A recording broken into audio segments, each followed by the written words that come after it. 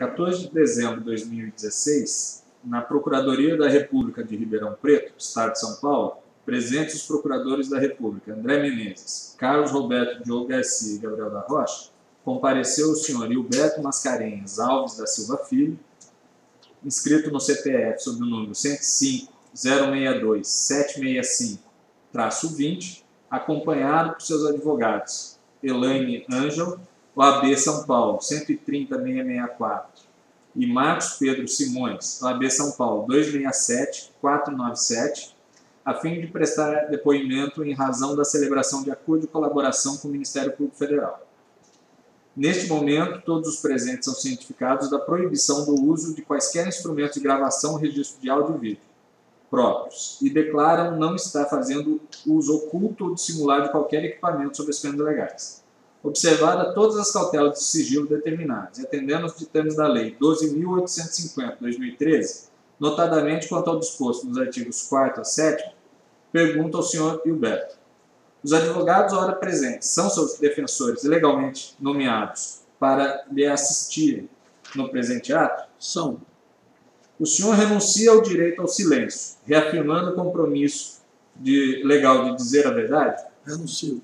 O senhor pretende colaborar de forma efetiva e voluntária com investigações e processos criminais, nos termos firmados com o Ministério Público Federal? Pretendo. O senhor, junto de seus defensores, autoriza expressamente, está ciente do registro audiovisual do presente ato de colaboração? Sim. O senhor está ciente de que os efeitos da colaboração premiada dependem de um ou mais resultados previstos no artigo 4º da Lei 12.850/2013? Sim. O senhor, no tocante ao anexo 0, histórico profissional, pretende responder às questões formuladas? Todas. Passemos às questões, senhor Roberto. Senhor Roberto, só para ter uma noção aqui da sua formação, o que o senhor faz e onde é graduado? Eu sou graduado em Administração de Empresas pela Universidade Federal da Bahia e me graduei em 1979. Quando o senhor passou a trabalhar no Grupo Odebrecht, em que função, em que empresa? Entrei em 1975 como estagiário na empresa de fundação do grupo, a Fengel, Fundações de Engenharia Limitada. Quem era o chefe imediato do senhor? O presidente da Fengel nessa época era o senhor Laerte Rabelo, e o meu chefe imediato era o responsável, gerente administrativo financeiro, o senhor Antônio Ferreira da Silva Neto. A Fengel, né, o senhor falou, é uma empresa do Grupo Construtora Norberto Era a Odebrecht. empresa de fundação do grupo da Construtora Norberto Odebrecht. Nessa atividade que o senhor exerceu como estagiário nessa Fengel, o senhor teve conhecimento de algum ato ilícito praticado na empresa? Não, de forma alguma. Depois dessa atividade, o senhor ingressou na própria construtora Norberto Odebrecht? Ingressei. Fui transferido em 79, logo que me formei, para o Departamento de Obras de Terra, na própria construtora Norberto Odebrecht. Quem convidou o senhor para... Quem me convidou foi Ailton Reis, que estava assumindo o Departamento de Obras de Terra na Vice-Presidência de Obras Norte, que era chefiada por Piero Marianetti na época. E para quem o senhor respondia nessa função? Também foi transferido para esse departamento o meu chefe na Fengel, Antônio Ferreira da Silva Neto, e eu trabalhava lá com ele, respondendo pela área administrativa. O que o senhor fazia? Eu era responsável pela área de pessoas, recursos humanos, e envolvia nessa área a área de equipamentos, manutenção e aquisição de equipamentos. O senhor falou que era gerente administrativo, né? Exatamente. Depois o senhor passou a que cargo assim, de relevância na empresa? Aí eu fui transferido para a Multitrade. A Odebrecht começou a fazer obras no exterior e resolveu adquirir uma trading company para fazer as exportações para suas obras no exterior. Exportações do quê? Exportações de serviços e equipamentos para as suas obras no exterior. A ida do senhor para essa trading, o senhor lembra de que ano foi? Me lembro que foi 1986, 85, por aí. Depois da trade, o senhor chegou a desempenhar outra atividade, relevo na empresa? Sim, eu na trade eu tive conhecimento, envolvimento com operações financeiras internacionais, envolvendo a área cambial e outros itens financeiros. Então eu fui convidado para ir a Portugal. Nesse período, a empresa estava tentando identificar uma empresa em Portugal para fazer a sua aquisição. E eu fui para lá, no ano de 88, e nós resolvemos, nesse período, comprar a empresa chamada Zé Bento Pedroso Limitada, e compramos e mudamos o seu nome para Bento Pedroso Construções. Essa empresa passou a ser o braço de construções do grupo Odebrecht na Europa, em Portugal principalmente. E por que especificamente Portugal? O senhor estava buscando? Adquiriu uma empresa estrangeira? A Odebrecht já atuava nessa época em Angola. E a Comunidade Econômica Europeia tinha fundos comunitários e principalmente fundos para ex-colônias. Portugal tinha ex-colônias, como era o caso de Angola, Moçambique e outros. Então a ideia era, a partir de Portugal, acessar estes fundos comunitários e colocar recursos em Angola para fazermos mais obras no país Angola. Eles conseguiram cumprir esse intento? Infelizmente não, porque os fundos comunitários para ex-colônias deveriam ser aportados pelos países que tinham ex-colônia. E esses países não tinham recursos, como era o caso de Portugal. Ele não tinha como colocar dinheiro na comunidade para ajudar as ex-colônias dele. Então, não houve sucesso. Então, resolvemos operar em Portugal como uma construtora de terraplanagem. Foi feito nessa época várias e várias obras de terraplanagem. A estrada Lisboa-Porto, foi feito 2 trechos, e muitas outras obras na cidade de Coimbra, a própria cidade de Salvador, de Lisboa, foram feitas obras. O senhor se recorda onde ficava a sede dessa empresa?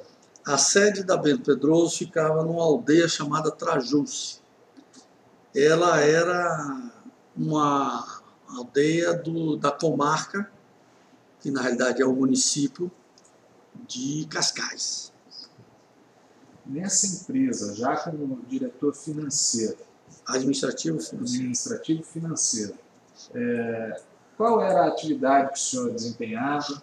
Rapaz, nessa época eu me envolvia com quase tudo nessa empresa. Porque o presidente que foi escolhido para assumir a presidência da Bento Pedroso, que era César Castro, ele foi, mas não levou a família. Então ele ficava um tempo grande, às vezes ausente, porque ele ia, passava um tempo e voltava para o Brasil. E eu assumia, na realidade, a gestão completa da empresa. Então eu ficava responsável direto pela área administrativa, pela área financeira, pela área de planejamento e também envolvia a área de equipamentos, aquisição de equipamentos, etc. O senhor, nessa atividade, chegou a ter contato com alguma atividade ilícita desenvolvida pela empresa? Eu sabia que existia, porque eram aprovadas algumas solicitações feitas pelos diretores de obra, eram aprovadas pelo presidente, e eu era responsável por conseguir viabilizar os recursos para esses pagamentos. Esses diretores de obra, o que eles faziam? Eles executavam as obras. Cuidavam diretamente da execução das obras. Quantos eram? Eram muitos? Eram muitos. Quando nós chegamos a Portugal, Bento Pedroso, o primeiro ano faturou 8 milhões de dólares. Segundo ano faturou 26, terceiro 90, quarto 160. Então nós demos uma pujança grande a essa empresa. E para quem eram destinados esses pagamentos? O senhor consiga se recordar? Eram vários órgãos, vários fiscais das obras.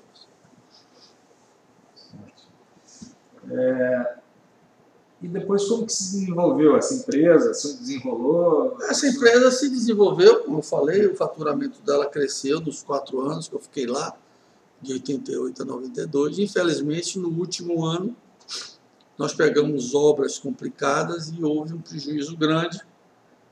E com esse prejuízo, a holding, que era a quem a empresa era ligada, fez uma mudança geral na gestão da empresa. E esse prejuízo teve alguma razão que você recorde? Esse prejuízo foi fruto de prejuízo de contrato, obra mal feita, preço mal dado. Por que isso acontecia? Isso acontece muito. Você faz um orçamento errado, na hora de executar, você é obrigado a executar, e aí dá o prejuízo. Quando o senhor voltou ao Brasil, senhor?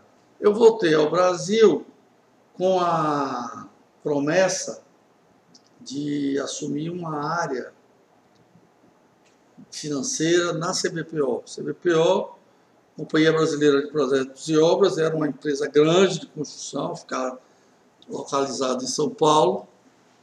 Ela era também empresa do Grupo Odebrecht. Mas, infelizmente, quando eu cheguei, a minha negociação com o diretor financeiro da CBPO não teve sucesso. A proposta que ele me fez foi diferente da que ele tinha feito para mim quando eu estava em Portugal, para eu vir. E aí eu não aceitei o convite dele e fiquei um período sem programa, sem nenhum trabalho, e fui depois identificado para fazer um trabalho junto à vice-presidência financeira na holding. Na época, o vice-presidente financeiro era Gilberto Sá. Me conhecia meu trabalho, porque ele acompanhou de perto meu trabalho em Portugal, e ele me convidou, eu trabalhei com ele por tempo. Depois ele se aposentou, foi para o Conselho de Administração e assumiu no lugar dele Álvaro Novis. E eu continuei trabalhando na área financeira e na tesouraria com Álvaro Novis. Tesouraria da holding. Da holding, tesouraria da holding. E nessa atividade, tinha alguma coisa específica que o senhor desenvolveu ou era atividades gerais? Ali? Não, atividades gerais da área financeira da holding. A holding recebia transferências das empresas operacionais para seu sustento e fazia os pagamentos, toda a área financeira, tesouraria dessa holding. A holding comandava as outras empresas do grupo, né? A holding é uma empresa holding que tinha embaixo várias empresas. E ela aplicava esse dinheiro que ela recebia onde? Não aplicava. Nessa época não tinha saldo para aplicar. Era da mão para a boca. Era para viver mesmo. E ela tinha as empresas ligadas a ela, na época, a construtora Alberto Odebrecht, a CBPO, a Bento Pedroso. Nessa época comprou a ETH, empresa da área de eteno e cana e açúcar e álcool. Então eu fiquei lá nessa área até 2006, quando o Marcelo era presidente da construtora Norberto Odebrecht, me convidou para trabalhar na construtora, assumir na área de operações estruturadas. Marcelo Odebrecht. Marcelo Odebrecht, que era o presidente da construtora. O senhor disse que ficou até 2006 nessa holding, né? Perfeito. Mas o senhor, eu acho que não mencionou em que ano o senhor foi para a holding. O senhor se lembra? Eu fui para a holding quando eu voltei de Portugal em 92. 92, perfeito. E na holding, o senhor tomou conhecimento de alguma atividade ilícita? Não. Não? Não. Eu era responsável pela tesouraria e nunca foi solicitado nenhum recurso desta tesouraria para nenhum pagamento ilícito.